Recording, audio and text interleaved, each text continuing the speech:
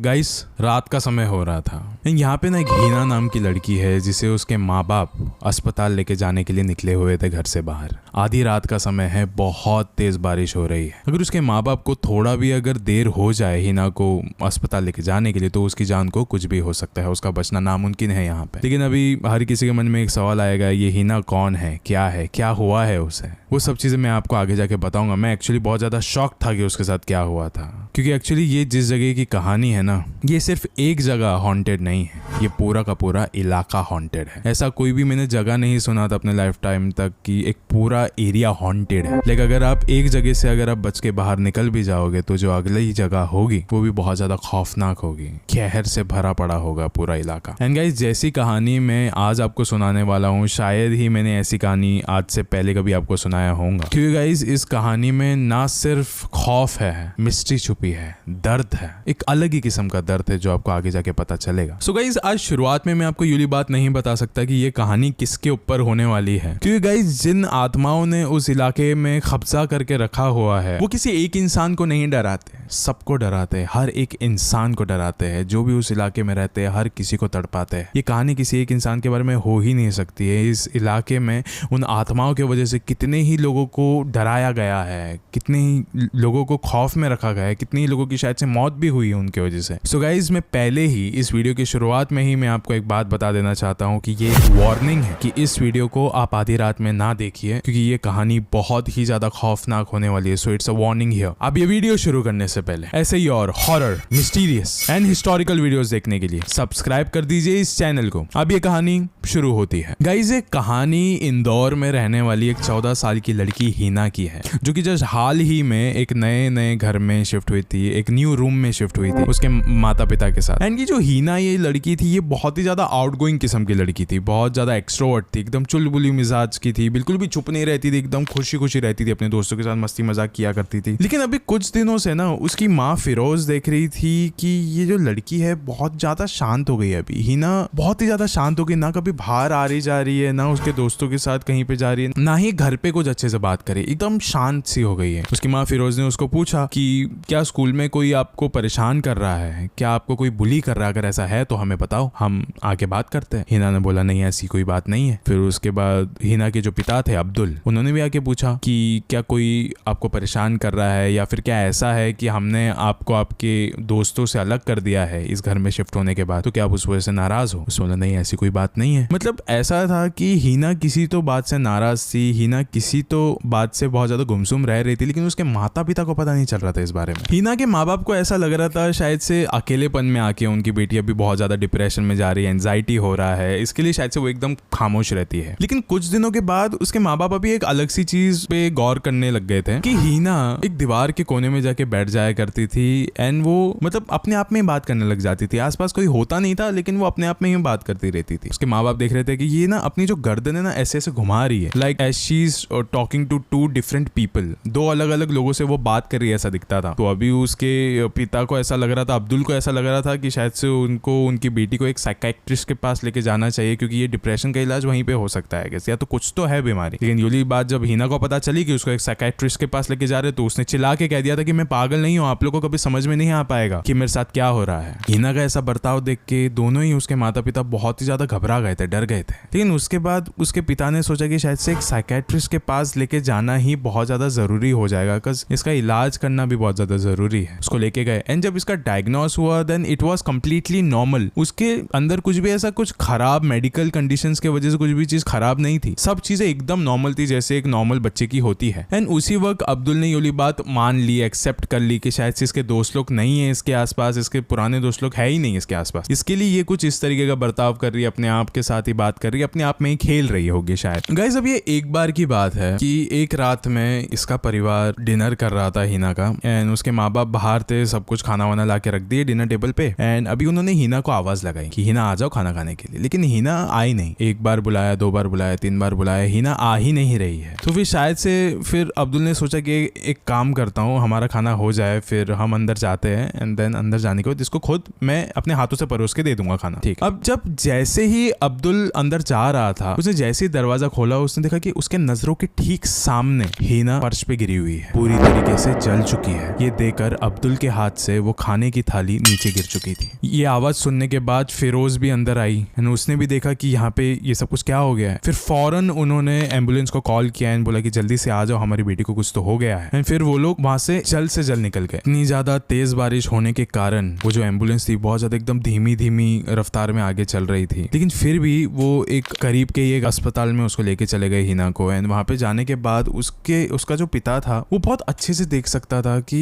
Literally इसके बदन में 100% बर्न मार्क्स है। मतलब ये सीरियसली जली है, ऐसा कोई एलर्जी टाइप नहीं लग रहा है, ये लिटरली जली है। उसके बाद ना वो दोनों ही माता पिता हिना के करीब ही थे। उसके बाद उन्होंने देखा कि हिना ना थोड़ी हल्की करके ना अपनी नजरें खोल रही थी, अपनी आंखें खोल रही थी। एंड खोलने के बाद ना हिना ने सबसे पहले अपनी माँ को आवाज लगाई एंड उसको कहा कि ये सब कुछ उन दोनों के वजह से हुआ है। उसकी माँ ने कहा कि आप किन लोगों की बातें कर रहे हो। फिर हिना ने कहा कि हम जिस दिन से इस घर में आए हैं उस दिन से मुझे 2 लोग नजर आते हैं मेरे नजरों के सामने। वो दोनों के दोनों उम्र में मेरे जितने ही हैं, पूरी तरीके से जले हुए हैं।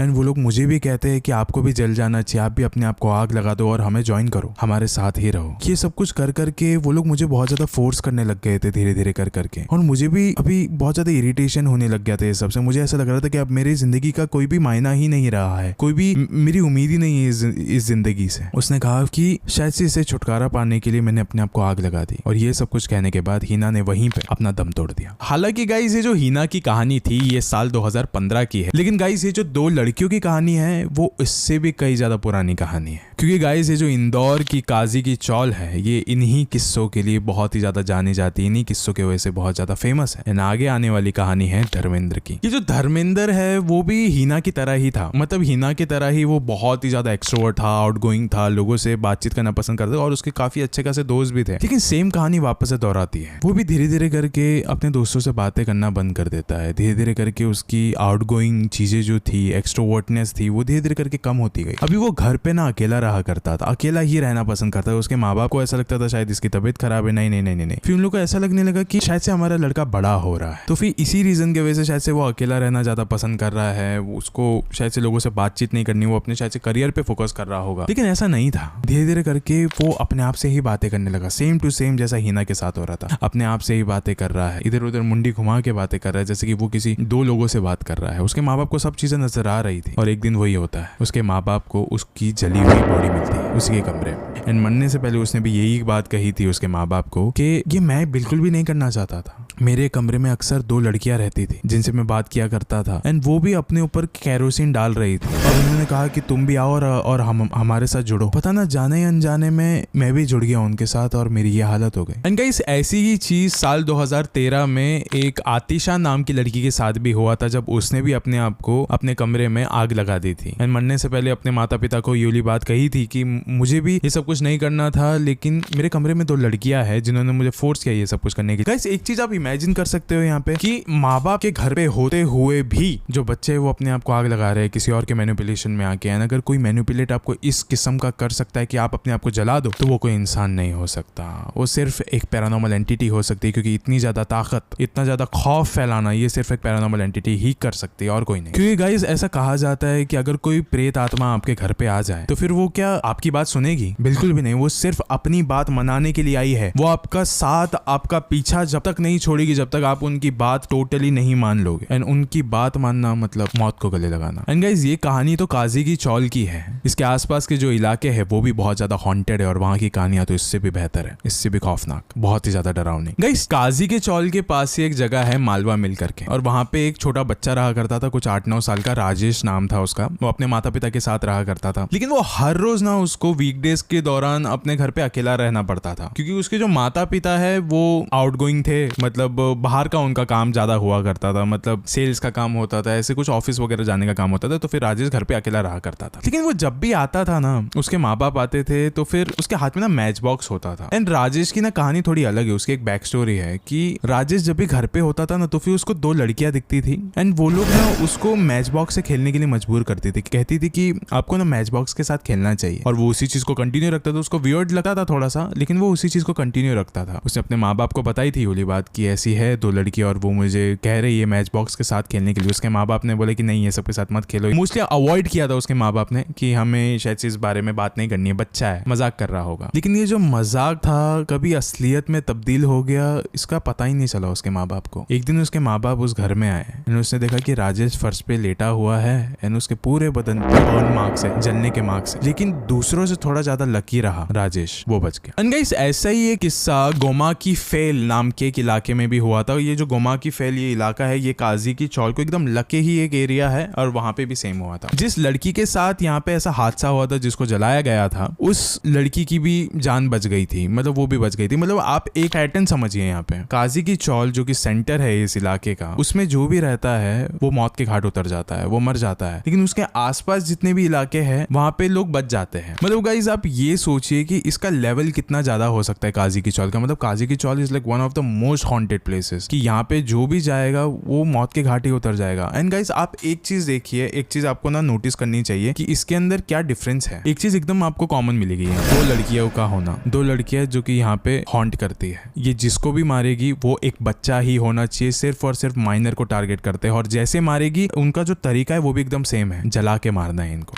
लेकिन आज तक ये कभी भी पता नहीं चला कि वो 2 लड़कियां है कौन। ये सिर्फ एक राज ही बन चुकी है काजी के चौल का। एंड गाइस काजी की चौल सिर्फ जल जाने वाले विक्टिम्स के लिए ही फेमस नहीं है। यहाँ पे एक और एक कहानी है जो कि बहुत ही ज्यादा अलग है और बहुत ही ज्यादा फेमस है। यहाँ पे बताया जाता है कि एक औरत की रूह भटकती है। उस औरत का जो एक बच्चा था वो बहुत पहले लाइक घूम गया था उस चौल में एंड वो उसको ढूंढती रहती है। ऐसा सुनने में आता है कि उसकी आवाजें गूंजती है उस चौल में, कि वो आज भी उसके बच्चे को ढूंढती है। एंड उसको जो भी रास्ते में आधी रात में खुला मिल जाए तो ये औरत उस इंसान के पीछे दौड़ती है। एंड सिर्फ इतना ही नहीं, ये औरत हर किसी के दरवाजे पे जाके लाइक दस्तक भी देती है, नॉक करती है वहां पे जाके। इसका मतलब ऐसा हो सकता है कि अगर आप काजी की चौल में जा रहे हो और आधी रात का समय हो रहा है तो हो सकता है, बहुत ज्यादा चांसेस है कि आपको वहां पे कोई ना कोई तो प्रेत आत्मा मिल जाए भटकते हुए, किसी ना किसी की तलाश करते हुए। लेकिन गाइस जहां तक अभी आपको ऐसा लग रहा होगा कि सिर्फ काजी की चौल ही इतनी ज्यादा हॉन्टेड है और भी कोई हॉन्टेड इतनी जगह है नहीं, तो ऐसा नहीं है। जिस अस्पताल में हीना को लेके गए थे ना, वो अस्पताल का नाम है